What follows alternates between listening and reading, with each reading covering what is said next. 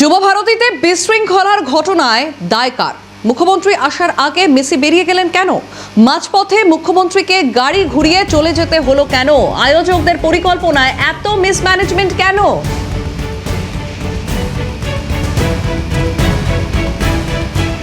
যুব ভারতীতে বিশৃঙ্খলার ঘটনায় দায় কার? উঠছে একাধিক প্রশ্ন।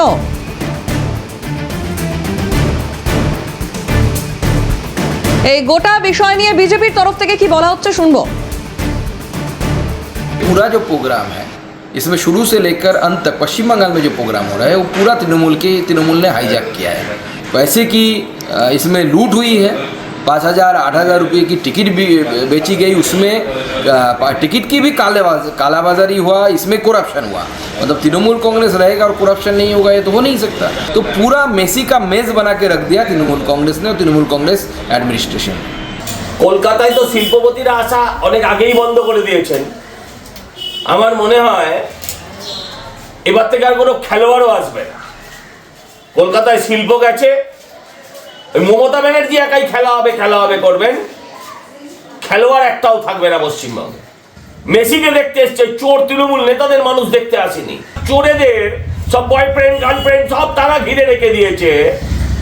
এটা অত্যন্ত দুর্ভাগ্যজনক। এটা তো কোনো খেলার বিষয় ছিল না, এটা তো একজনকে লুট করার ব্যবস্থা ছিল।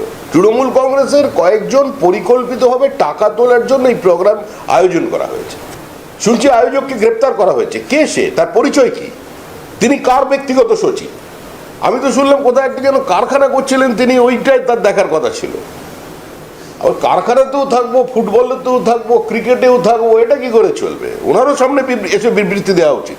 আজকে যেটা হয়েছে সেটা সম্পূর্ণভাবেই হয়েছে তৃণমূল কংগ্রেসের কারণে।